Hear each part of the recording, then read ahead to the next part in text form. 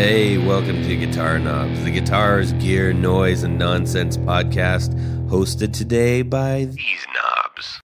Tony Dudzik, Pick Guardian. Jared Brandon, way down in Nashville.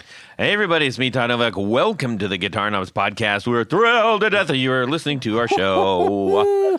That's the musical version. We're going to have a super fun time. We got Big Jared on the line. We got little Tony over here. That's right, I'm very small. And medium me. So very glad that you are joining us. If it's your very first time, then this is what we're going to do next. Everything is going to be a first for you. You're going to love it. Starting now. It's a good we've got a great guest on the line. Who are you, guest? Tyler KC Rines of Boston, Massachusetts. Hey! There we go. We got a lot of Bostonians. We got a faction down there. Yeah. I feel like we need a Teamster, like a union of Bostonian. Look for the union label. Supporters down there and builders, yeah. So, Tyler, it's great having you on. Tyler is one of our Patreon supporters at the Grand Poohbah level. Oh, yes. The cream of the crop, the tip of the top. The top of the heap. Yes, all those things. And he's been supporting us for a long time, and we could not appreciate it more. It's a treat and a privilege to be supported by these people. Yes. So, aside from that support, And he's wicked cool. yes, and he has an amazing guitar Oh, wait. Well, we'll learn more about that later. Had might be the operative term. Yeah, but we're gonna find out all. We're gonna find all about Tyler here coming up in our interview, and looking forward to that. In the meantime, we've got a few things to kick around. I wanted to share something. Often we get notes from people, and hey, listen, if you're thinking about writing us, if you just want to share anything, honestly, just send it in over at Instagram. That's probably the best way to do it, or you can email me. So this is from Karsten Timothy Carroll, and he says, How's that? Karsten? Karsten. It's like Carsten. Yes, Karsten. Just like I said. Okay, very Karsten. nice. Nicely said. Karsten Timothy Carroll. He says, howdy, my name is Karsten. I've been listening to you guys since before the pandemic. Thank you so much for the wonderful content you make. You inspire me with every episode to continue to play, practice, and make music. I hope you guys keep on rocking for a long time to come. After listening for so long, I finally come up with what I hope is a fun Would You Rather. Oh, yes, goody. so we got that for later. Yeah. Nice. I got it all loaded up. He says, I'm primarily a bass player, so that motivated the Would You Rather. Yes. So, Karsten, thank you so much for just sending that really kind note. I've got some good news for Karsten in my music world this week. Oh, excellent. When I'm done talking, then you can... No, Let's just go right over to that. Anyways, thanks a lot, Karsten. And hey, if you got some nice thoughts to send, or even if you want to throw rocks at Todd, you can do that too. Rocksfortodd.com. Yeah. All right. We are going to be approaching the holiday seasons rapidly as we do this, and we're probably going to have a seasonal wrap-up. I think we should. We can have Santa back. Yes. Santa Knob. Santa Knob, yeah, indeed. Right. Anyhow, but for right now, we need to find out what's going on in our music worlds this week. Tony, over to you. I'm so glad you asked. You're dying. I just wanted to tell us. I'm excited about this. Yeah. I mean, I'm sad, but I'm excited. What have you been writing down? I've been writing my manifesto. No. Okay, It makes Connor. me sad. No, so as I'm perusing the interwebs and things like that, I get these notifications. And one of these notifications was from Julian's Auction House. And this, Julian apostrophe S. Julian. Julian. Julien. Okay. Apostrophe S. Yeah, well, you weren't to help me out. I was trying to go. Okay, anyway. Rocksfortodd.com. Yeah. Littering in. And this weekend, it's going to be ex post facto, but after the fact. You are a wise one. Yes, I am. I speak Latin too. The 3-day Dusty Hill from ZZ Top auction. Okay. Yeah, I saw some stuff online from that. Oh my God! Just go over. You can Google it, whatever. Just look at the stuff that's in that catalog. I have a feeling Tyler is a ZZ fan. Big time. Yeah. Well, there you go. Nice. Luckily, you're listening to this now before the auction. Yeah. So you have plenty of time to get in there. I just thought I'd pick out a couple of highlights. I mean, there's stuff even for people that can't afford stupid expensive things. Yes. I mean, there's hats and jackets and sunglasses and belt buckles and show swag and stuff like that. They're packaging together in smaller. There's going to be 1,000 items. Wow. Spread over 3 days. But a couple of highlights, and this one just made me giggle a little bit. The MTV Award for Legs, with the little astronaut. Oh wow, that was such a big one. The one that, oh my gosh, the one that he was presented. They're expecting it to go for between $10,000 and $15,000. I bet it goes more than that. It probably will. But the two things that really, really, this is way out of my league and probably out of most people's leagues. So his 1953 P bass. I mean, he's got all these other basses, some Bolin basses, things that people made for him. There's just some really cool stuff. Does he have a Boolia bass? A Boolia bass. Very nice. He might. Well played, Todd. Thank you. So they're expecting that one to go for between $80,000 and $120,000. Wow. Oh, the P-bass. Yeah. Now The fur. Yes. Okay. So the Dean Fuzzy bass. Yeah. They're expecting it to go From for Legs. Yes, from the Legs video. Yeah. They're expecting that to go for the same price, 80 to 120. I think that one's going to go for at least double that. Yeah. I mean, Some of that stuff be in museums, man. Yeah, well, I mean, it was in his collection, and so some people may buy it for museums. I don't know. So be nice to see it at the Rock and Roll Hall of Fame. Whoever buys that stuff, take it to the Rock Hall in Cleveland. Put it on display, please. There you go. Okay, so with all that said, and that is pretty dang cool. Tyler, what would you, if you could have something, maybe that you know of or didn't even know of, you're just like, I'd like to have one of his T-shirts or something, which would be a little bit weird, but I mean, maybe not. There's some really cool sport coats. Some sport coats. What? Anything in particular? Maybe one of those rooster feather hats or something? It's a really great question. I would probably go for something smaller and a little understated, like one of his pair of sunglasses or one of his rings. Ideally, a ring or a piece of memorabilia that has their original name, ZZ King, would be super cool to find. I'm seriously going to take a look and sort by lowest price option and see what's out there and maybe hopefully snag something. That'd be cool. Good. Let us know if you get anything. Now, Tyler, I did not know that they used to be. I did not know ZZ King? ZZ King. I had no idea that.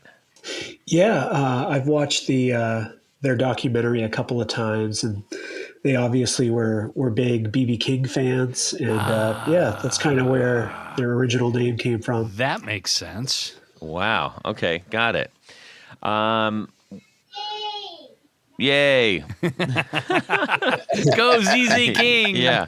All right. Well, thank you, Tony. Is there anything else in there that you wanted to share? It's just everybody do themselves a favor. Go take a look at that catalog.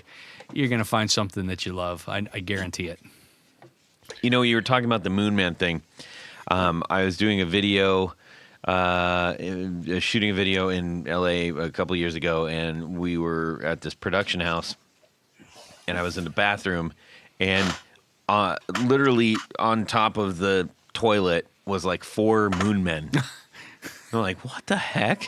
And they're like, yeah, they're, We ran out of space. What are we going to put them? I was like, this is crazy. Because I remember the first time those things came out. I mean, that was like, was a big deal. Yeah. Anyways, and just weird the things, anyways. We're going to check in with Tyler. Yeah, so that is quite a big one for me. So this week was my birthday on Saturday. Happy birthday! Thank you, gentlemen. And definitely more than a little bittersweet, but the breaking up of my 90s cover band, the Smashing Cranberries. Oh, no. Yeah, we all got together for some hibachi and some memories. It was actually our bassist Abe's birthday as well, to the day. So we celebrated the both of us and our band, and it was good. And I also bought a bass and am just broadening my musical horizons a bit. Well, very cool. What kind of? We'll get into that in your interview. How about that? You got to just remember to tell us what you got and all that business. Okay. For sure. Jared, about yourself. So if y'all can remember a few episodes back, maybe 10, 20, 30 episodes back, when I was talking about the 7374 SG Custom that I had refinished, and then Uncle Tony Bolonsky did a great job doing a pickguard for it. And this is an era of Gibson SG where they had the neck pickup, and the pickup shifted up towards the fingerboard instead of kind of back further towards the bridge. And it just didn't sound right to me, and I thought that was really the main problem. And then it dawned on me just last night, like, you dummy, why don't you just cut off the middle pickup? Because it was the way that the wiring harness was just that I designed it. It just wasn't. It was like the neck the middle and the bridge were always on. So there was always some extra, woolliness going on, and I couldn't figure it out. I thought it was just the way the guitar was designed. So wrong. So I unhooked that middle pickup, and it sounds fantastic. So for the first time, I'm hearing what this guitar can really do, what it really has to offer. So I think what I'm going to do, it just sounds better without the middle pickup, period. So I think I'm just going to take the middle pickup out and just rebuild it as a dummy pickup and make it lighter. And it sounds fantastic the way it is. Which one is this? Which guitar? It's the red, the cherry with the white pickguard. Oh, right. And with the gold hardware. Yeah. It sounds fantastic. Also, since it's the holidays right now, my little brother got me this bottle of bourbon, and I think it's bourbon whiskey, one of the two. It's called Knob Creek, and it's smoked maple, and he got it for me like 2 years ago for Christmas. Mm-hmm. And I just opened it the other day, and it's the best that I've ever had. It is so good. I wish I would have opened it a lot sooner. I bet it's not as good as that Cleveland stuff. Oh my God. Is that bottle still in the thing there? Yeah, it is. That was awful. That bottle's for suckers. This stuff is fantastic. Knob Creek smoked maple. If you're looking for a good new bourbon to try, I highly recommend that. It's really good. Duly noted. Well, I mentioned last week that what? Wait, Tony. You're saying, what are you saying? What about you, Todd? Oh, thanks, Tony. Oh, shit, I'm sorry, Todd. Damn it. No, you're fine. Tony was just giving me a goofy look. I like Dead Space. Yes. Right. So last week I mentioned that I ended up getting that Daredevil Northern Creeper. I did a little tiny demo. I just sent it to Johnny, and I'm like, dude, here. He's like, hey, can I post it? I'm like, yeah, sure. Go for it. Oh, my goodness sakes. And I also found out that it was number 1 of 10. Number 1! Number 1 of 10. Oh, wow. That's pretty cool. I like that. Number 1's always better than number 2. No. So, Yeah. then what came in the mail was the super cool 77 fuzz blender.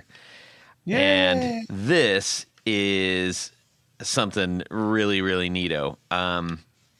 This is his take. He's sort of like a souped up, jazzed up, so to speak, modified Top Fuel Big Muff.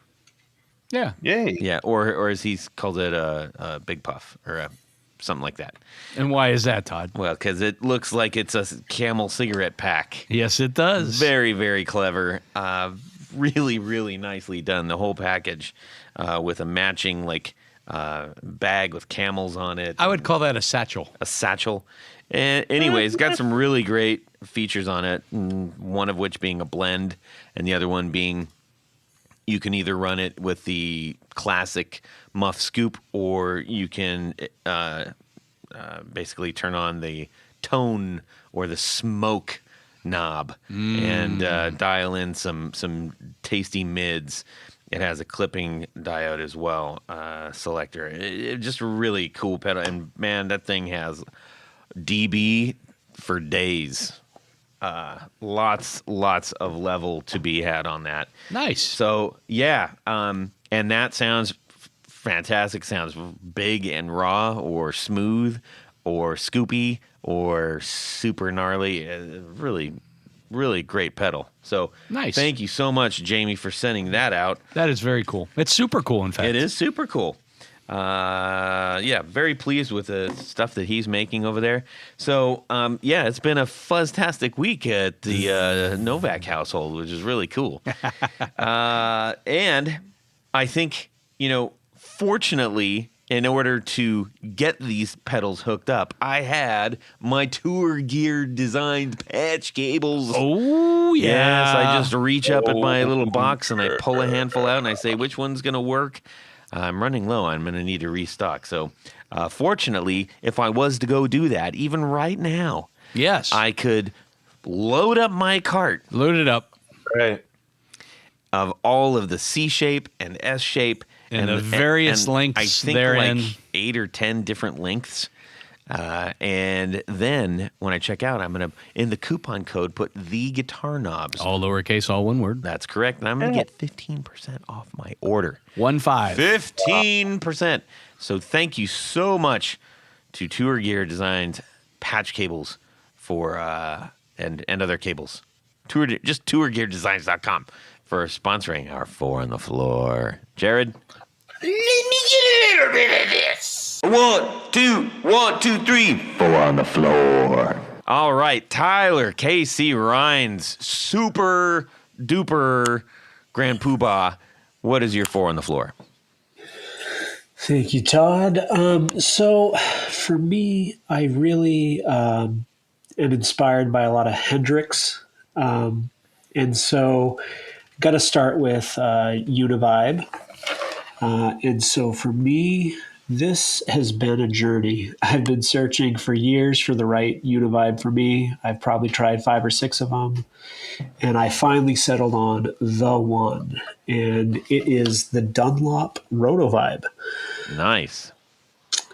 Yeah, it is a really great sounding Univibe and vibrato, kind of in a full footprint, kind of like a wah pedal, with a beautiful red and chrome enclosure. And it does the thing. It does the Univibe thing, and it does it so well. It's really syrupy in the chorus mode, which is what you want with a vibe. yeah, and it's finally ended that search because I felt like I was trading pedals, every month. So I'm actually relieved that the journey's over, and I found a really good Univibe for me. Fantastic. How many? What other ones were you checking out? So I have owned the Electro Harmonix one before. I had tried a Boss version, sort of their bigger enclosure multi-modulation pedal, and that actually got pretty close for a digital one. And I also had the treatle version of, I'm blanking on the name, out of California. He makes the OCD. Oh, full tone. Yeah, I had a full tone, which was pretty close. And there's been a couple others in there, but the Rotovibe is great because you can dial in the speed and depth on the fly without an expression pedal, because the Univibe is kind of like its own expression pedal in this layout. So just use your toe for the depth. It's kind of like on a roller, and then move the whole pedal for the speed. And so, yeah, that works really well for me and my purposes. Awesome. Tony, you have a vibe that you like. Yeah, it's the Dunlop Rotovibe. What's up with that? I just like the way it sounds. I mean, and I like the packaging too. I mean, it's a comfortable pedal to play. Yeah. I mean, sometimes the Univibes are a little, I don't know. They're a little. It's always awkward. about the package with you. It's always about the package. Yeah. But no, I mean, I think you can get some really cool sounds. I mean, you can get everything from a nice swishy kind of almost almost a phasing kind of thing. Yeah. And then it does give you the option to either do a rotary sound or a vibrato. I like on some things, especially if you're just kind of playing a little bit more open, just that subtle movement that you can't really. It isn't. Oh, there's a phaser. Oh, there's a flanger. It's like it just has that, motion. Yeah, it's kind of nice. I suppose if I really knew how to use it, it would sound even better. I'll show you how to play guitar someday. Please. Note to the audience: Tony can play circles around Todd. No. Anyways, Tyler, what's number 2? Number 2 would be the True-Fi Rangemaster in Sparkle Purple. Ooh, Sparkle Purple. Jared, you have anything to say about that? Of course. I love Sparkle Purple. Yeah, it's just a really, really great Rangemaster. And I had never had a Rangemaster before the True-Fi, but this pedal actually has a cool story. Last Christmas, I put like 10 different pedals on like a wish list for my wife, and I wanted her to surprise me. And there were a few True-Fis on there, and ended up with a Rangemaster. And it's just really great. It's almost like you could get octave fuzz tones out of it. You really cut through in a mix. It's an all-around good booster. Get a lot of really good dirt and grit. And this one has 3 different positions, kind of a toggle switch, which really will, elevate the mids or obviously the treble, which is what it does. And it also really looks super cool. It's kind of got like old school 70s look to all the True-Fi pedals. Some of them come in like a hammered metal finish. Really classic. It looks like the old fuzz boxes of the sort of the mystical days of classic rock. And it's a really cool brand. I really like that pedal. And what is really the pedal actually called? It's not called a Rangemaster, is it? It might be a copyright claim, but it's called the Rangemaster, I believe. Okay. We are looking up the True-Fi Purple, and oddly enough, it comes up as a vibe. The ghost vibe. He does a ton of different finishes, which Got is it. another unique thing about TrueFi pedals. You can get a variety of different like sparkle finishes or sort of that like hammered metal finish, and then some classic finishes as well. And these pedals don't break the bank either price wise. They're really surprisingly affordable and attainable. Well, interestingly, as Todd was entering in TrueFi Range Master, we got all kinds of The ovens. that showed up on the search. Nice. I Yeah. love it. That was weird. It's a very large pedal. Indeed.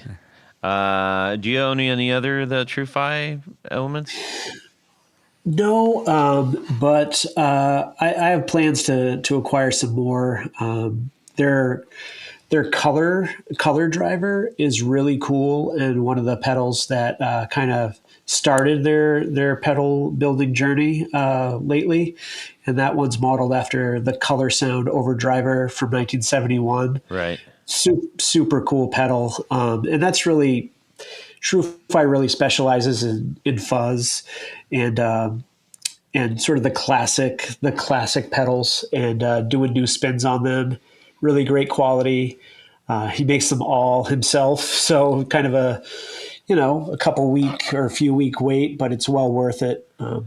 Yeah, and you're right. I mean, they're not made of unobtainium. I mean, these are brand new around, like that Rangemaster looks like 189, which handmade pedal. And what's funny is I've actually reached out to TrueFi, I think twice, to come on the show. So TrueFi, if you're listening, Don't make him Call me get back. rejected 3 times, Yeah. please. We can't deal with Todd. I put a bug in his ear too, and he seemed interested. So who knows? well, maybe I will try that one more time. Yeah. 3rd time's the charm. Yeah. Yes. One more thing about his Rangemaster, his treble booster pedal, is it, for that crazy good price range you're kind of mentioning for pedal heads like us, like he's using really top quality components. And so in this pedal specifically, he has the OC44, and one of those alone is like $33. So it really is the hard to get new old stock going into these things. Yeah. Sounds cool. I'm gonna investigate this further. I'm gonna get this guy on the show. Dad, burn it. All right, number 3. So number 3 is the Earthquaker Devices Levitation.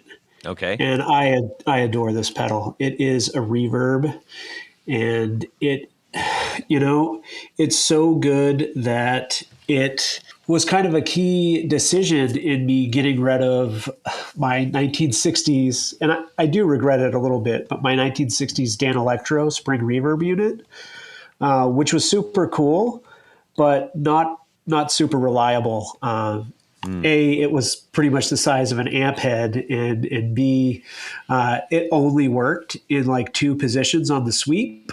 So, this pedal really takes that classic, super, clangy, trashy reverb, the spring reverb that I love, and makes it more high fidelity, much more reliable, and smaller footprint. So it's based on EQD's Ghost Echo with some adjustments. And so it'll do everything from, a little, normal slapback to getting really kind of psychedelic spring reverb, which is really why I use it. I'm a big fan of old school 50s and 60s blues and psychedelic rock. And this really just does the thing. It's super vibey and unique and sounds great. Does it, Black Angels?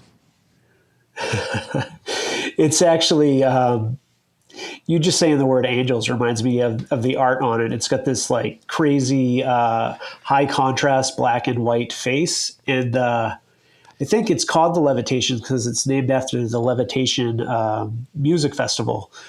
Oh, how about that? Yeah, it's pretty cool. All right, number 4.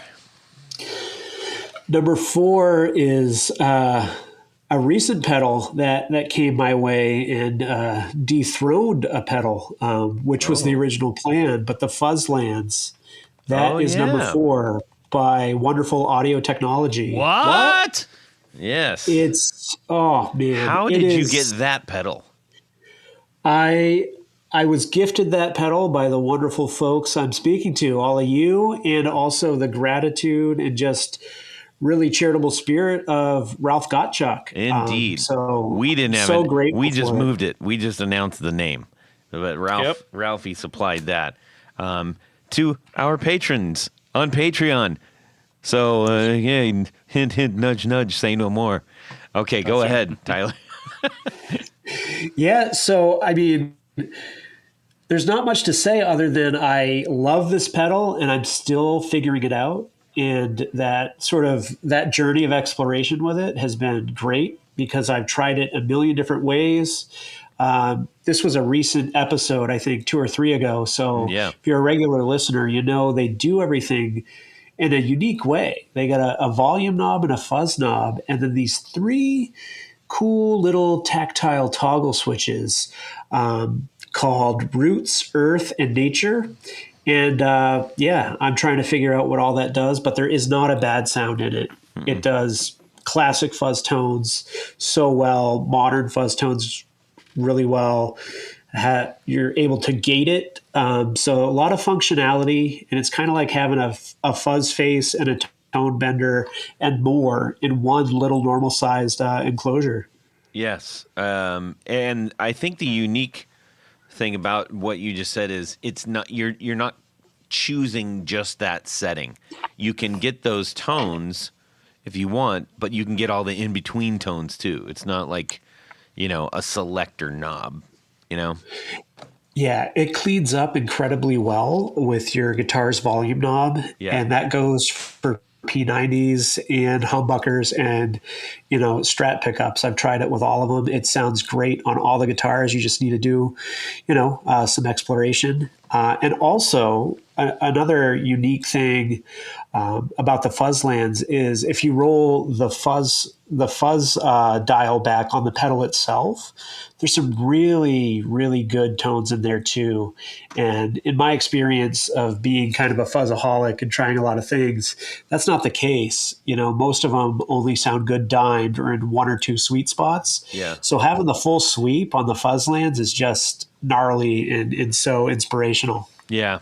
I actually really like the form factor too. It's a smaller pedal, but the finish on it is really interesting. It's like that industrial brown sort of textural thing going on, and it's just really cool. Yeah, the white chicken head set it off too, and his wife does all the artwork. That's super dope. Yep. Indeed. Well, thank you so much, Tyler, for sharing your 4 on the floor. Of course. Very cool to find out what people out there are playing. We love doing this. So, without further ado, yes, to you and you and you, we are going to learn a bit about our friend Tyler here. Now, Tyler is not necessarily, he's not a typical builder that we would like, that we usually have on the show or touring the world, playing guitar for some amazing band or something like that. He's a guy like us. Okay. But he's a super guy for us because of his support for our show and for the guitar community. You just rifled off a whole bunch of pedals. Well, those are people who are making those pedals, and you're supporting them, and we support that. So, Tyler, I would say you have the floor. We want to know a whole bunch about you. I love starting with, how did you fall into guitar, man? Yeah, great question. So for me, I started playing guitar when I was about 12, but I have been playing music a lot longer. So it's really, when did I fall into the baritone sax, the Barry sax, where sort of my guitar journey begins, because I really identify more so as an instrumentalist and as an improviser. And Guitar has been my vehicle for 18 or 19 years, but I've been playing sax and involved with a number of different things. But my early guitar days, it was a lot of thrash metal, old school Metallica, and Justice for All era, and Ride the Lightning. I played pointy guitars, ESP Explorers covered in diamond plate metal. Oh dear! Are there any other kind? right. Those EMGs and much different. Much different now in terms of a player. I still love to listen to Metallica and some heavy stuff, but these days I'm much more into a whole different sort of musical cornucopia, rooted in blues and jazz, funk, and soul. A lot of Motown and R&B. Yeah. So that's kind of. Yeah, it's a bit of a tumbling across the genres. How does one go from pointy thrash to blues and R&B? That is a really good question. So there was a period where I wasn't playing as often, and so I sort of, my musical horizons broadened a little bit in college and grad school, sadly, when I wasn't playing as much guitar.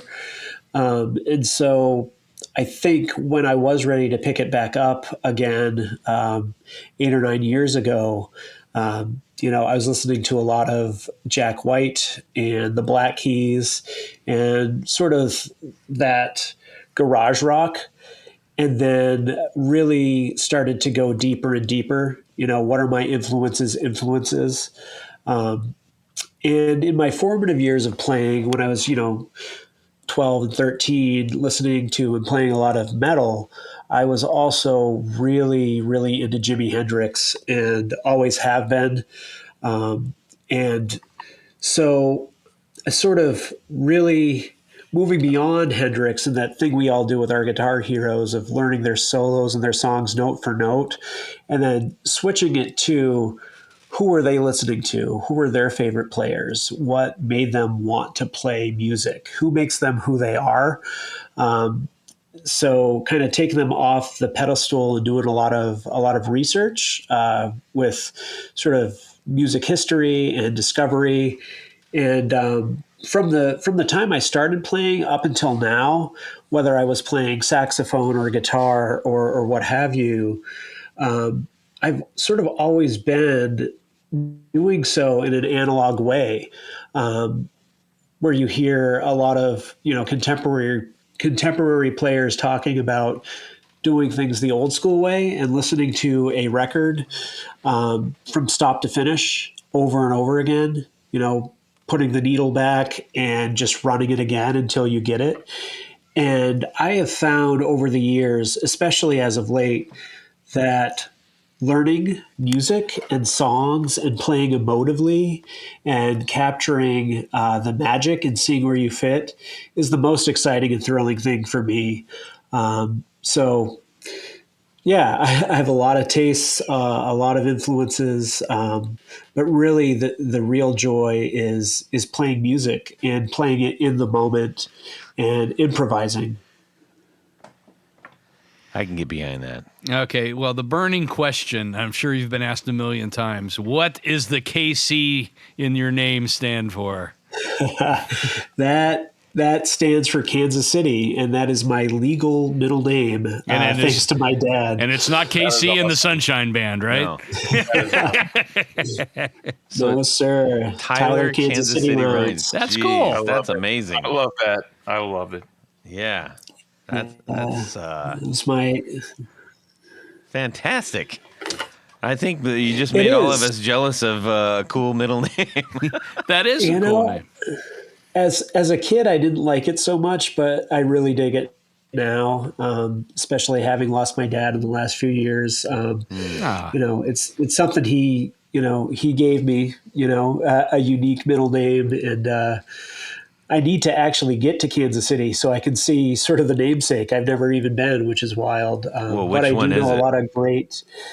That's Oh no. Probably Kansas So- City, Missouri, Or or Kansas City, Kansas. Kansas City, Kansas. But at any rate, it's in the same general area, and it really is a hotbed like Nashville of really great blues and jazz and jump blues, and so it would really sort of be like a good journey to go on and experience what that place is all about. So it's definitely future travels. Nice. now, when it comes to blues and stuff, I freely admit I'm not like a blues aficionado. I like a little bit. I can't. Well, even the way you say aficionado. Aficionado. Yes.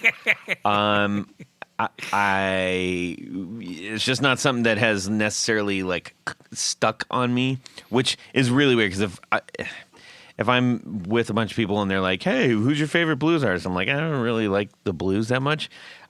They just shred me to pieces. They're like, "You know, rock and roll is based on the blues. How can you like rock and roll and not the blues?" Sure, It's sure. like, it's not that I don't like it. It's just I haven't.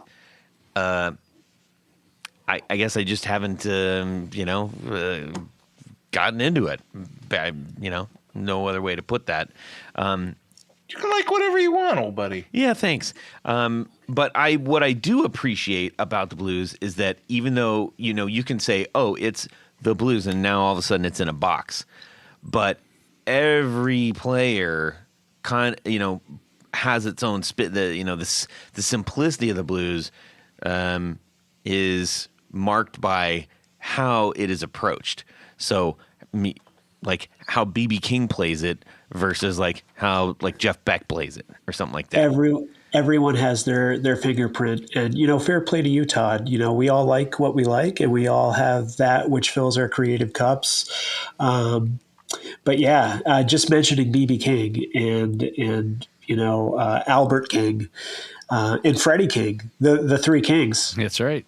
Three completely different schools of the blues, three completely different vibratos, and I would encourage you to just sit and listen with it, even as an experiment. There's just so much great soul and emotive playing in all of those cats. Yeah. I think it's almost better to see someone live. I would agree with that. Because sometimes listening to a recorded version you don't get the full impact. You don't get the face. You don't get the face. You don't see the hands moving. Now, okay, that begs a question, Tyler. You just dipped into bass as well. Now, Yes. what do you think carries more magical power, the blues face or the bass face? Ooh. It's in my humble opinion, it's probably the blues face, which is really just kind of a way of saying guitar face in general, which is pretty insufferable. I know I make atrocious faces when I'm playing, and I don't even really know I'm doing it, and I can't help it. But it's all part of passion playing and being in the moment. Indeed, yes. It is interesting to see different people's. John Mayer has got a mug when he's doing it, that's for sure.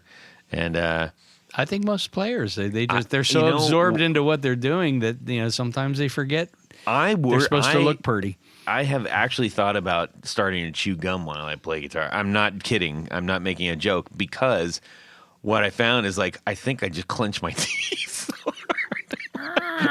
Please let this be over soon. I look at all my pictures and I'm like, I could not look more disinterested in so many pictures, and that's not the case at all. Like I'm like completely energized, but I don't know. I just don't have the face. No. Yeah, the guy that we were talking about in the Gods, he took all the faces and put it into one. Oh yeah, Steve Michaels.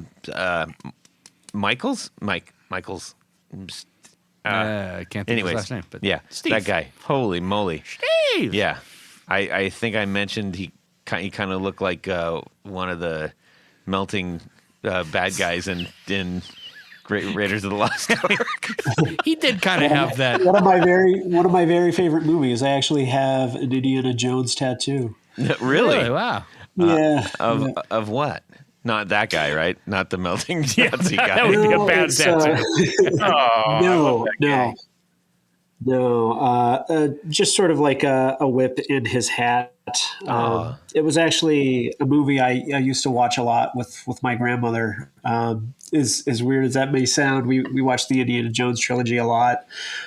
Growing up, I've probably seen each movie 50 plus times. Wow. Nice.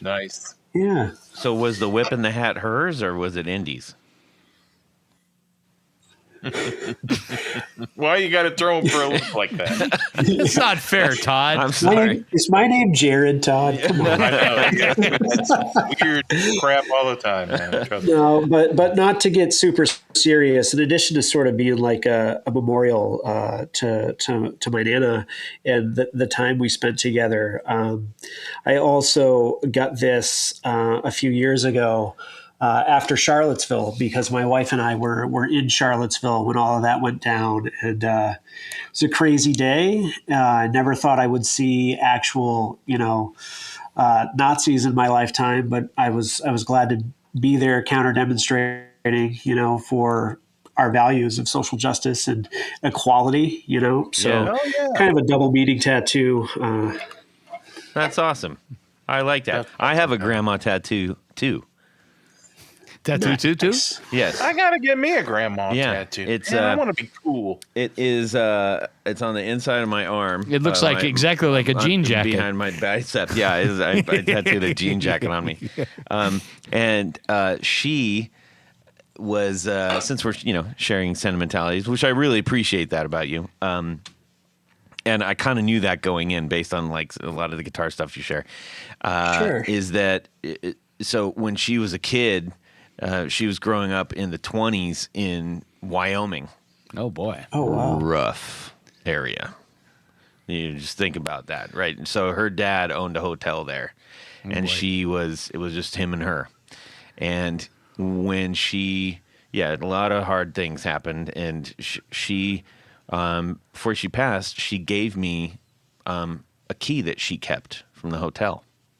Oh, wow. And she said, "I think you're the only one that can appreciate this." And she gave it to me, and so I immediately like rushed off and got that tattooed. And then she kind of had nicknames for all of her grandkids and stuff, and mine was Deerheart.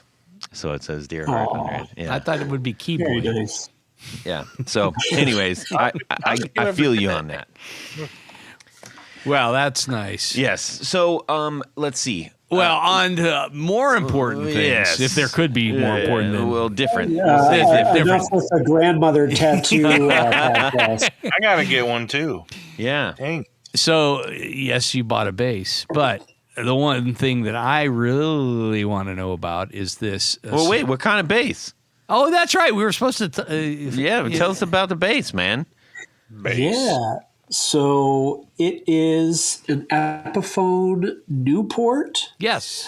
Short scale, 30-inch. And I have always wanted a Pelham Blue guitar. And this is called Pacific Blue, but it's right there in that sweet spot. It's a Pelham Blue bass, and it is sick, and it is accessible for a convert like me. I'm really going to play it to become a better guitar player, but it's got great setup, right straight from the store.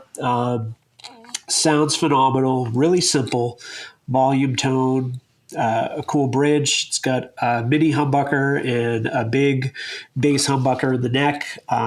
Definitely a lot to figure out as I'm on this new bass horizon. Yeah, Nice. I love the full metal enclosure on that pickup. I think that's really cool. I like big hardware, and I cannot lie. Oh, and it's got the the piece de resistance, that bikini badge. Oh, the on bikini badge. headstock. Yes. Yeah, really cool. No, they did a good job on that reissue, and it's very reasonably priced. I mean, $349, brand new. that's redunculous. and it's something different. And I think for a lot of guitar players, a short scale bass is a little easier to maneuver around. Yeah. Myself included. Oh, definitely. And that's, I saw one of these, and it was one of the musician's friend's stupid deal of the day or How something. did you not buy that? You love this I kind of know stuff. I should have, but I didn't. I'm sorry, Todd. Yeah. Sorry well, to disappoint. it looks it's akin to the Wilshire. It's very akin. It's the same body. Yeah, pretty close. Yeah. But That's really cool. So you got the Pelham Blue one. Can't go wrong with Pelham Blue. Yeah, and it's got the symmetrical double cut. It's kind of like a perfect clone of the Epiphone Coronet. Yep. That Junior with the 1P90, which is a super cool guitar. Yep. Played a couple of vintage versions of those. Wasn't able to add them to the collection, but really cool. So Yeah. it's kind of the bass version of one of my favorite guitars. Nice. Now, what are you playing that through? So I'm open to suggestions. I still need a bass amp. Do you need a bass amp, or do you need something to play bass at home, like through headphones and stuff? Either or. And honestly, at this stage, I'm actually fine, as sacrilege as it may sound, not having anything, because I think really playing it acoustically, along with some tracks, some records, and some YouTube, KEXP concerts of bands I really dig, like Krungbin and the JD Simo Trio, stuff like that really, fuels my creativity and sparks interest, will be good. So keeping that at a reasonable volume, and then keeping the bass close, and really just trying to learn the old school way, is more than enough for me, for a second interest, because I think I'm always kind of going to be a guitar guy first. Yeah. Well, there's, luckily there are a lot of really good practice amplifiers too that won't break the budget. Almost every major manufacturer makes one, and they all usually have, recording outs and or even I think some of them probably have USB outs, so you can go through your computer and do it that way too. But or headphone jacks. I mean, those are like perfect. a Sans amp or something, like just going out to like a USB device. You could do that. Yeah. Plenty of options out there for sure. All right, enough bass talk. You talked about your collection, adding to your collection. Enough about the bass talk. Yes. The one I want to dig into, It has to do with his collection. well, his X collection. That is. I still got a few, boys. Well, that's good. That's good. But I want to talk about this 1957 Les Paul Jr. that you recently posted that took away a good chunk of your collection. Tell us. Oh, so that, oh man, the story's not as cool because I didn't do it. What? Yeah, I said I was contemplating it and I thought about it strongly, but when I went back, it was already sold. You got to jump on those things. Yeah. Isn't that mental? You have to jump on a guitar that is as much as a down payment on a house. Well, I don't want to push my luck, Todd, because my wife is a wonderful, patient, a fantastic human being. And a year and a half ago, and she's listening right now. No, I mean it from the bottom of my heart. A year and a half ago, I dropped 1957 Gibson Les Paul Jr. money on a car, on my 1965 Galaxy 500, kind of like a Chevy Nova on steroids, but it doesn't have door posts. It's a really, really great cruiser. That's super my cool. best friend, who I'm in another band with, that we're more of a studio side project at this point, the Flat 50s, we do a lot of, psychedelic takes on old school blues our own way. But my best friend, I've known Ben since we were in first grade, and we were in high school, marching band and jazz band and symphonic band together. And we reconnected, 7 or 8 years ago when I started playing guitar again. And he drives a 1953 Ford F-100 pickup truck with white walls. Ooh. And so we hang and jam a lot, mostly old school blues, soul, but kindred spirits and old souls. So I already I got the dream car, so I can't have the dream guitar quite yet. Right. We'll be patient. Patience is a virtue. 'Tis a virtue, yes. Now, would you say, okay, I may not be able to have one of the holy grails, but I could do something along the lines of like, I don't know, like a rock and roll relics version or something like that? Yeah, those are phenomenal. I love rock and roll relics. I've played a few at this great shop here in New England, up in New Hampshire, called the Manchester Music Mill, and they get some rock and roll relics from time to time. And I played a killer TV Yellow single cut junior a few years ago. Really phenomenal guitar. Had a Stinger. I'm a sucker for a Stinger. Really, one of my main guitars, which has spoiled me for of a lot of instruments and saved me from the gas we all suffer from, is, I was telling Jared about this before you hopped on, is my Gibson SG Junior. From like 2019 or 2020, one of the more recent ones. It is just, I mean, for a junior and for just having a wrap tail, and an SG, such a light guitar, it never, ever goes out of tune, and I don't even need to knock on wood about that. I have played outdoor gigs in the cold. I've come down to the basement, the thing is just always ready to rock, and it sounds so great. And that P90 is just killer. And it finally got me using my volume in tone controls instead of leaving them dimed at 10 at all times. So there's been a lot of really good discovery there as a player and growth, sort of in restraint and exploring, some rolled off tones and things like that. Nice. The SG Juniors are really special guitars. I mean, I've played a number of vintage ones. I've had a couple of the reissues, and they're just, I love the simplicity. I love Les Paul Juniors. I love SG Juniors. I love one pickup guitars. And there's just something about the simplicity of it, the lack of, some people will claim that, having a neck pickup, makes the strings vibrate less. There might be something to that. I don't know. I just think a single pickup guitar looks cooler than. If you had neodymium magnets in the neck position, yeah. Yeah. Well, but not. It affects not the magneticbloom.com. Yes.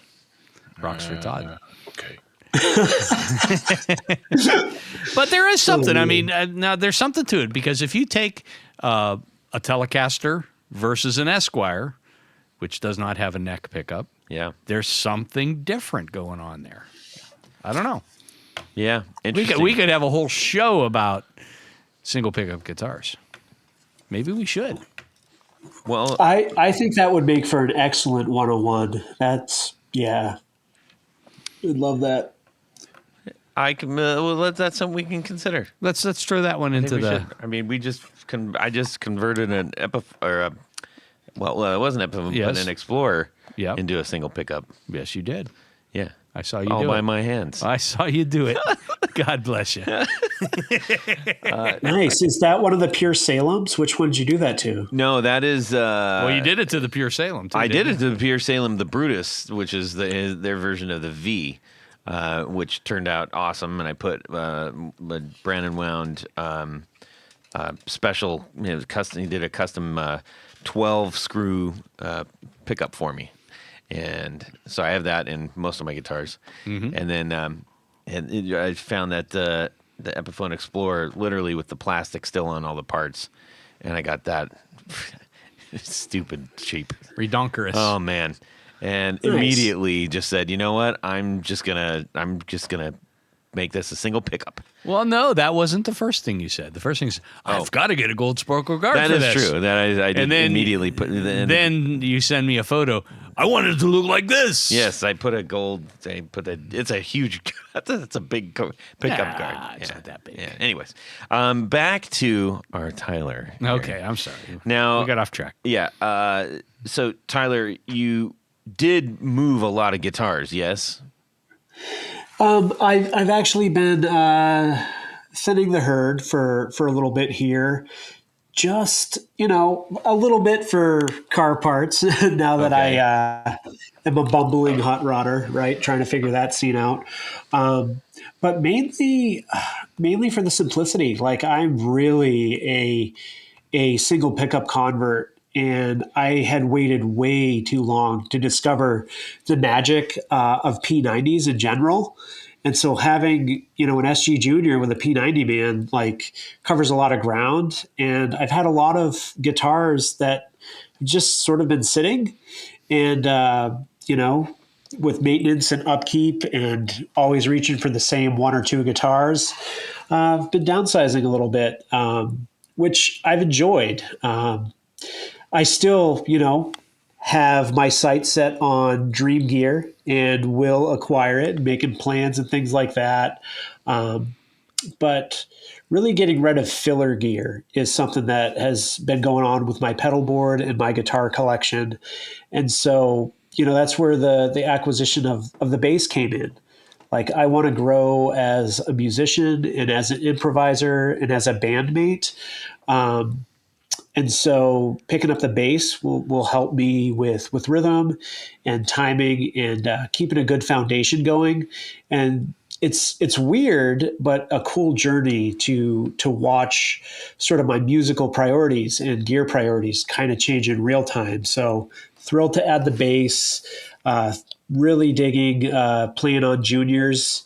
And yeah, Rock and Roll Relics is super inspiring. That might be a future acquisition. Well, I mean, maybe even a the vintage junior of some kind. even the newer Gibson juniors are, it's like, I'd love to get my hands on one of those. For sure. Fantastic. Now you're going to do the burst, or are you going to do the black one? If I were to get a new a new junior of some kind, Yes. I would probably go TV yellow with a 5-ply black guard, or something wild like a sparkle finish, or maybe like a sparkle sunburst or a sparkle sienna burst would be really cool. That would be cool. Yeah, I like the way you're thinking about that.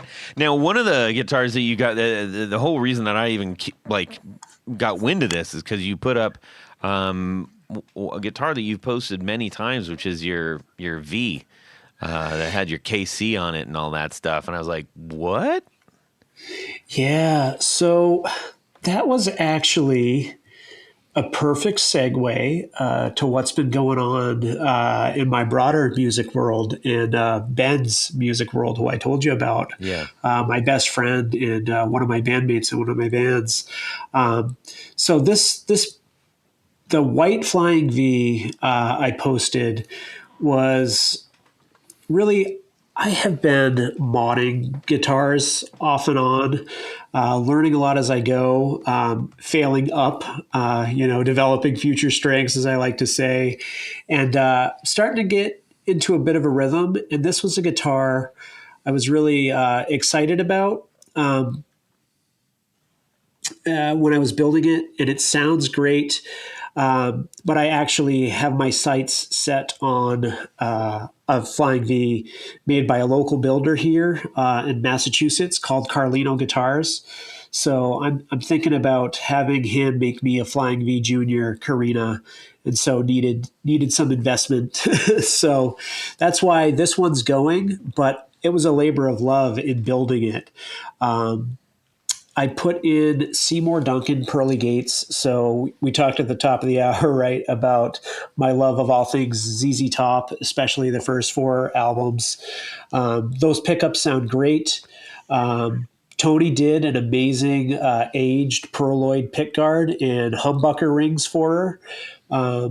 I did my take on a Relic, making it, Definitely an acquired taste, but I've been doing that to certain guitars that will take checking in a way, sort of a unique way I learned, and I'm really pleased with the result. And so I put a lot into it, and also making it harder to sell, but a really cool piece for the right guy or gal is I took a badge from a 1965 Galaxy 500 and put that on there. And that to me reminds me a little bit of what Seeger Guitars is doing up in Maine, and their muscle guitars. They're definitely have that kind of classic hot rod vibe going, and so that badge I think looks super mean on it, and but that guitar was one of the ones where I feel like I've kind of come into my own in learning a little bit, busting out the soldering iron under the watchful guise of my buddy Jonas, who does a lot of guitar modding and electronics work with guitars and amps. He's kind of becoming a little bit of a local amp builder here up in New England and New Hampshire. So he's taught me a lot about, soldering and doing things the right way, putting in wiring harnesses. So that V has a new wiring harness, an Emerson, which really works well with the pickups. And I've been modding some other guitars with my friend Ben, kind of as a hobby. But it's sort of turned into something we're really excited about doing more of, and going to start building some of our own from scratch here. We'll see where it goes, but it's really a cool side project. Jumping in with both feet. That's cool, man. You got a lot of passions to follow, which is a good thing to have in life.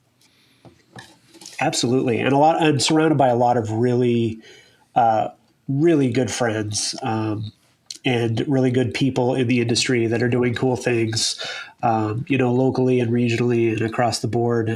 So it's really cool. This is an amazing community to be a part of. Really accessible, really inspiring and empowering folks. It's great to talk with you all, to chat with Ralph, to talk with TrueFi, and just reach out to some of these builders and talk shop. And it is amazing how many. I mean, if you're really interested in purchasing some, or not even if you just need some information on things, most of these boutique and small builders, if you pick up a phone or shoot an email, you're going to get an answer because they love this stuff as much as you do, probably. All right, Tyler. Well, as we always say, whenever we have the Poohbahs on, the floor is yours now, and anything you have to add or share? Yeah, I would like to kind of talk a little bit about some of the other guitars I've been working on with my buddy Ben, and just kind of some of those projects. Sure. Yeah. So we recently finished with a really unique kind of oddball Gibson. It is a 335. It started life as a 335 Junior with no F holes, all blacked out, gothic tuning pegs, really kind of a darker silkscreen Gibson logo, and one dirty finger pickup. And we had the idea to make that into sort of a Keith Richards inspired guitar, a Keith guitar. So we added a 1960s Bigsby B5 from an old Harmony Rocket and put on some gold hardware. And my God, if you've never installed the Bigsby, it's like guitar surgery, and I'm thrilled we pulled it off. Works great, and it sounds killer. You put in some old school tulip style gold Grover tuners, and the thing just sings. And I really dig the aesthetic it has on it now. Very cool. Yeah, Yeah. that's kind of a trippy thing because when you get those gothic ones that are completely blacked out, you really have to do an awful lot to get them unblacked out. Yeah, there was a lot of hardware that went on it, and kind of the right balance. We swapped some components a little bit here and there for the aesthetics, but we kind of obsess over little details like what type of pickup rig will look right, or even down to doing like 4 different versions of knobs until we got sort of the right recipe of what we were thinking and envisioning. Similar to that, we took a 50s tribute,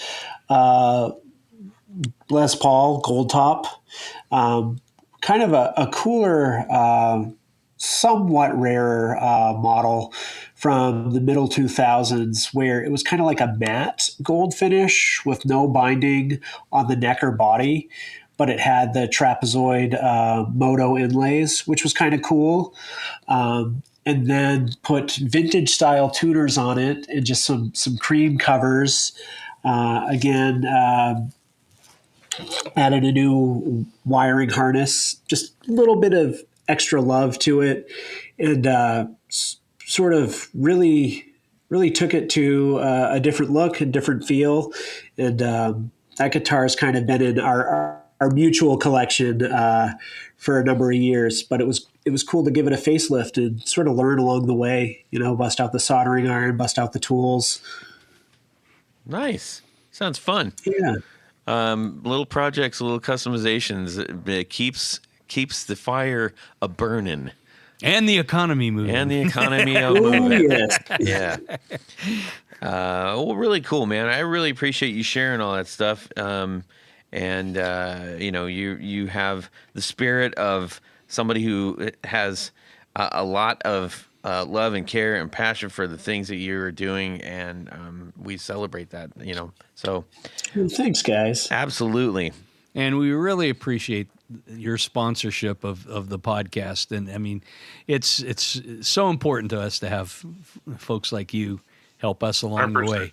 And Yep. and I think we all share the common love of guitars and gear. And I imagine anybody that that we talk to or is a sponsor has the same issues that we all do. And those that aren't or can't or Yeah. don't want to as well. Yeah, but we really appreciate the things that you do for us. Indeed. That goes right back at you guys. You're a source of inspiration and joy, creativity, knowledge in dark times. You've helped a lot of people. You've kept us motivated and inspired to be our authentic selves, and it's deeply appreciated. And not just by me, but by everyone. So thank you for being here. Cool. Thanks, Tyler. That is humbling. Thank you. All right, guys, let's We're firing up the Galaxy Camino. 5. Yeah, we'll take the Galaxy. Let's do that. You take Sister Rosetta for a spin. Yeah. Sister Rosetta. That's cool. You could put Small block 390 or 352 big block. Windsor or Cleveland? I need to look into that. My dad was the mechanic, and I lost him, so I'm fledgling, but keeping the spirit alive best I can. Rabbit hole alert! Sorry about that. We're gonna take the old Galaxy 500 down to Nashville to my house, and we're gonna play a little game of Would You Rather?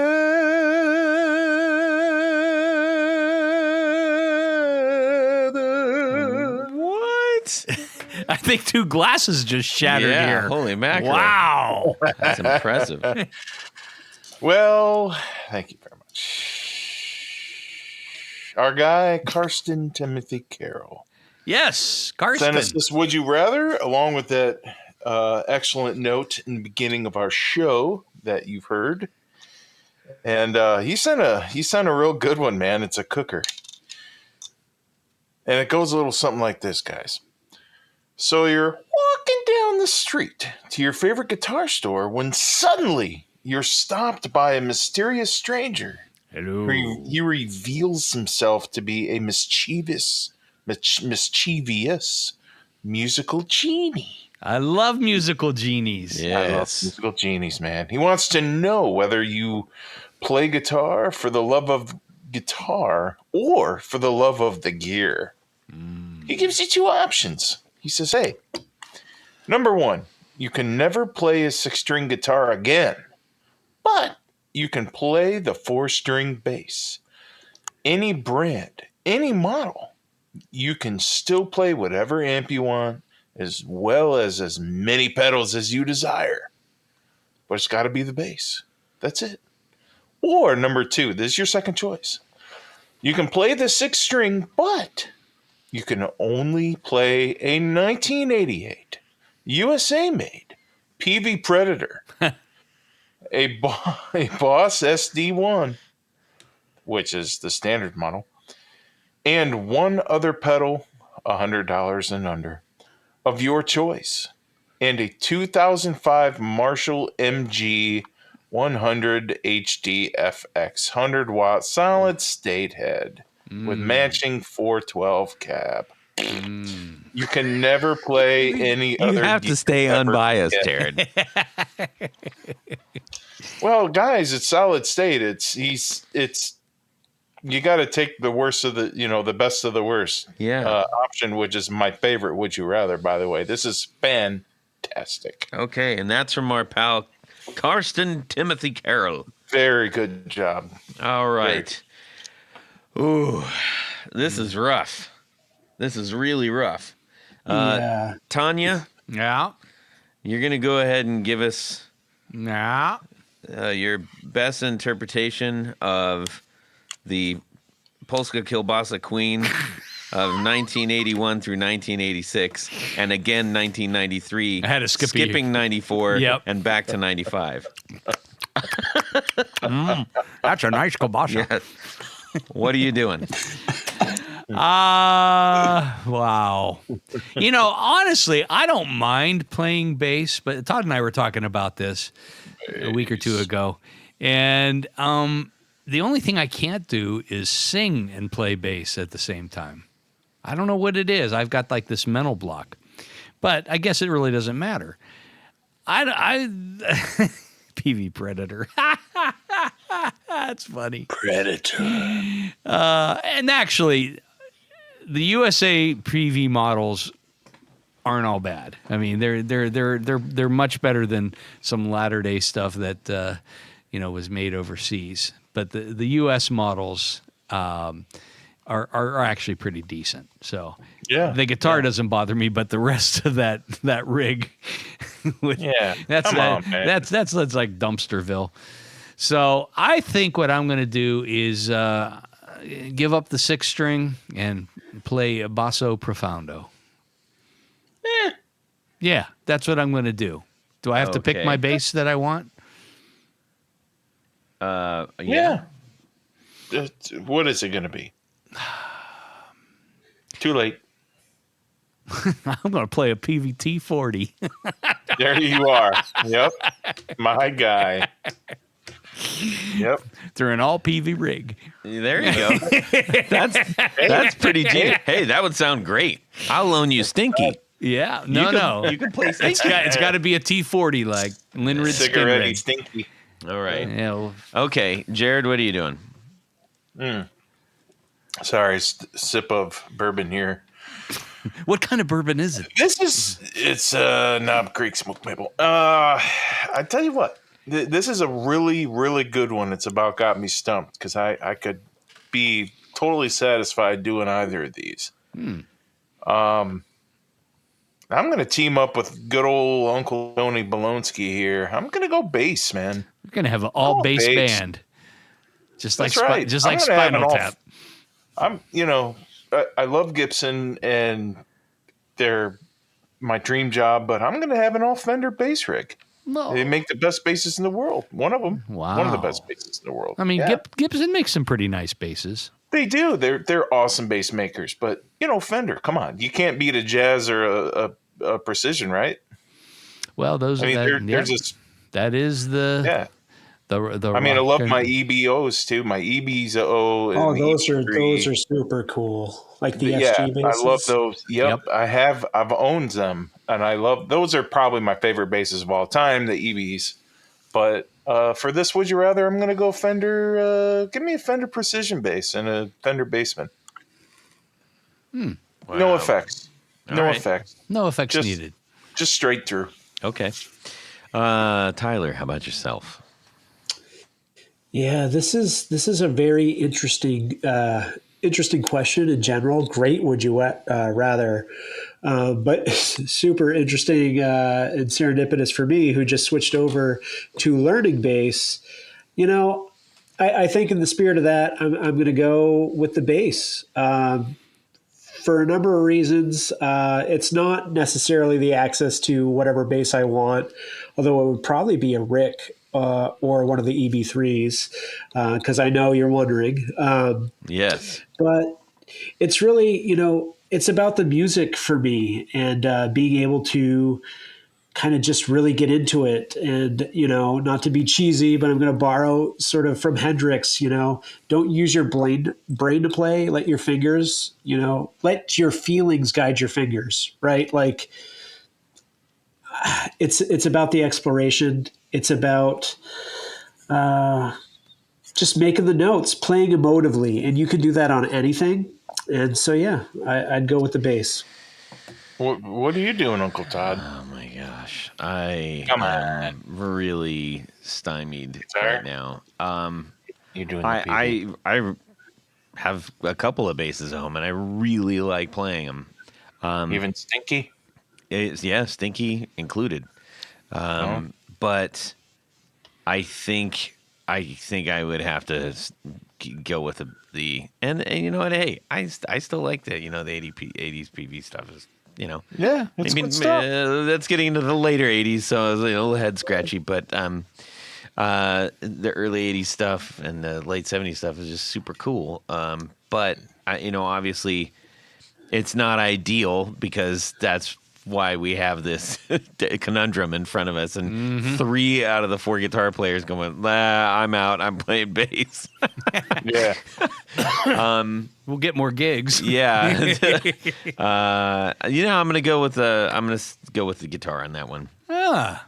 Hey. Yeah. Well, there you and go. this is extra surprising because that model is basically a Stratocaster. Yeah. So that's you're asking an awful lot of me, Karsten. Yeah, you're going to get the one with the Kaler. Jeez. Credit. Yeah. Yeah. But I'll get a black one and put a gold sparkle pickguard on it. Of course. There you go. Anyhow, very clever and thoughtful would you rather there. So if you have a would you rather out Yes. there in listening land and you want us to share it, we would love to do that. You can send it to us and we'll read it. I promise. Stump the Stumpers. Yes. All right. We need to thank a few people, Tony. That's right, Todd, because at this point of the show, there's a very special group of people that we love right. to thank. Why do we love to thank them? Because they make this show possible. What do we call them? We call them our executive producers. Now, an executive producer, does make this show possible. If you would like to become one of these very nice individuals, very simple. Go over to patreon.com/the Guitar Knobs. Check out a couple different levels in which you can participate, become a sponsor, a friend, a hero, an all-around nice person to the podcast.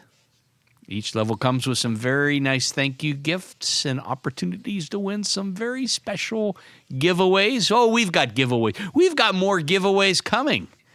And we've had some in the past. But as an executive producer, there's one thing more. Uncle Jared, what would that be?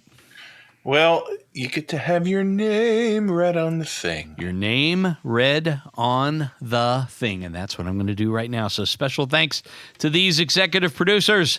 Vader and Pedals, John Halverson, Rick Calhoun, Trevor Gunberg, Elad Mizrahi, Mike D, Richard Kendall, James White, Motander Guitars, Anthony Gemalero, Bill Gola Guitars, John Esterly, Anthony Lathrop, Stefan Lamb, Michael Senchuk, Ken Sayers, Doug Christ, Darren Gregory, Tom Barazin, Rusty Sneeden, Ralph Gottschalk from Wonderful Audio Technology. What? Don Kloss, Gregory Randall, Brett Hogarth, Eric Hemmer, Stuart George, Michael Furman, James Bell, James Romer, Cameron Pampas, David Tyndall, Trevor Ellenberg, and Christopher Logan. I love it. But wait, Todd, there's more. No. More, you say? Yes, we have another special group of executive producers. We call them our Grand Poohbahs. Yes. These fine folks get a fez to wear upon their head. Yes. Currently living in the penthouse above the Denny's off Interstate 315. Ooh. Yes. I didn't know there was a penthouse there. Yeah. Neither did they. Aren't they in for a surprise? So special thanks to these Grand Poohbahs. Tommy Manasco, Ricardo Iguereda, David Kaminga, Brandon Wound Pickups, Hex Matos, Michio Murakishi, Bob Crouch, Jack Cadian, Sam Jett, Tyler, KC Rines, Kansas City, all the way. Yes. LSJ Music Company, John Williams, James Pennington, Steve Keys, Cody Foster, Science of Sound, Brian Robison, Jonathan Jerusik, Corey Nigro, Michael Van Zant, Tim Nowak, Jonathan Daly, Martin Cliff, Sean S. Yes. David Poe, Billy Spitfire Unlimited, Congregation Gear Demos, Paul Van Eppinger, Von Eppinger. It's Paul Von Eppinger. Note to self. Von. Scott Sullivan. Great Lakes Guitar Pickups. Matt Hart. Enrico Fernando. Moon Guitars. Oh. And returning to the penthouse suite above the Denny's on Route 315 in beautiful Central Ohio. Yes. Adam Johnson. Hey, welcome back, Adam. Thanks for coming back. What? There's another one. This just in. Ooh. A new member walking into the penthouse suite as we speak. Yes. Ordering the big scrambler.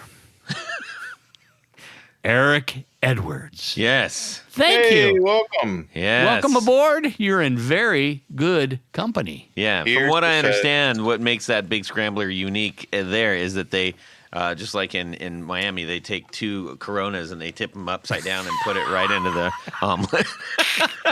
Is there any other way? Yeah.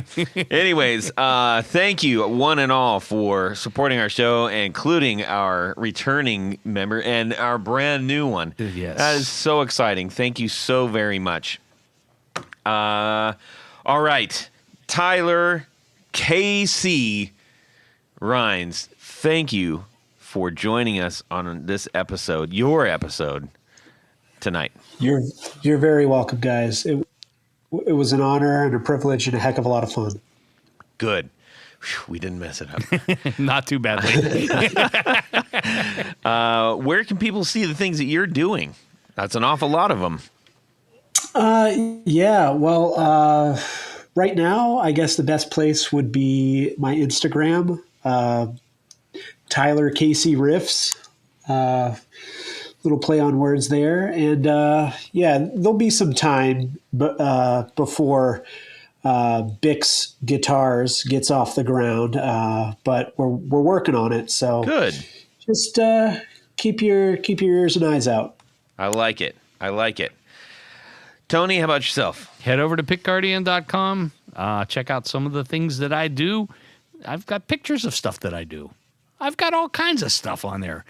I like to make custom pickguards for people so that they can have their own special instrument. Why have the same thing everybody else has? Right. You know, Todd has to have gold sparkle.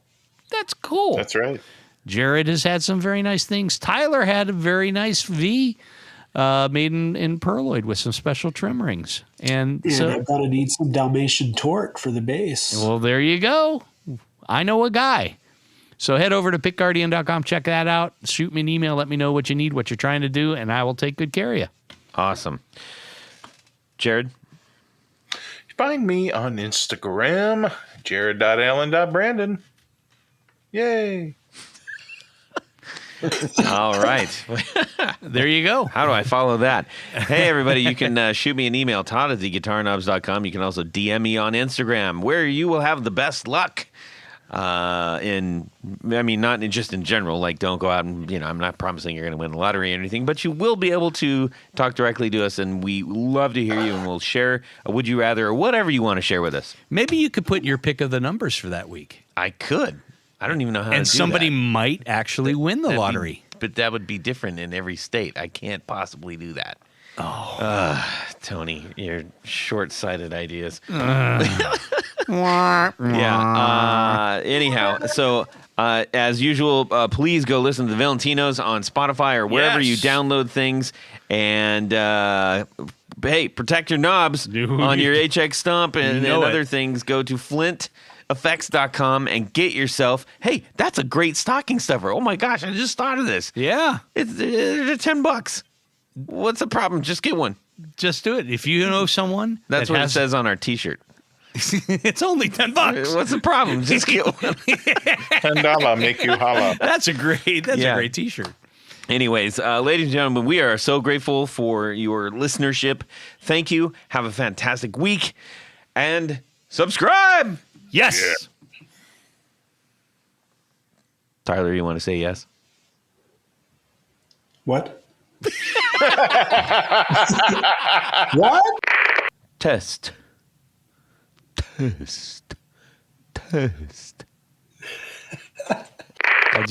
Jared, you might have to back up just a bit because you're going to be really bright. That would be a change.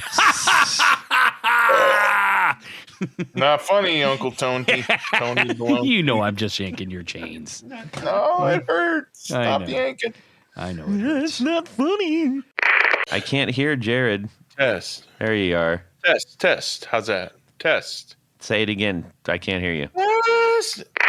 If I come through Nashville, we're gonna hang out. I'm gonna buy you a beer and probably 2 steaks, knowing you, Jared. And be careful what you promise. That's his middle name, actually. Jared Two Steaks Brandon. 2 steaks. I like it. Mr. Tomahawk. Yeah. That would make my day if you went into work and everybody just said test at you randomly. Test. That would be the best thing ever. Test. So Gibson employees. We'll put a note. I'm wondering what's holding up Tanya Bolonsky here. He's not at the studio. I don't know where the hell he is. Oh, I said a few cool things, but I know Todd's going to get rid of them when he claps after what I say. I know it's coming out. Yeah, thanks, Jared. What are you talking about? That never happens. Jared, are you there? Make those. Yeah. Jared? Yeah. He's talking to Test. Why are you pretending I'm not here? Test. Why are you pretending I'm not here? Bye. I'm not even going to get off. No, I'm talking like this during my day. I don't know if you know that. No. Because you keep getting cut. Test. You keep getting like cut. That? No. Tony Baloney! Hello, Jared. Well, anyways, let's not belabor this bedlam. And away we go. Well, that's it for these knobs. Please visit our Patreon page at patreon.com/theguitarknobs. Visit our website at theguitarknobs.com for all of our past episodes, 4 on the Floor blog, and other good stuff. You can connect with us on social too at our Facebook page and share your gear and stories on our Facebook group. Also, be sure to check out our Instagram at Guitar Knobs. Catch you next time.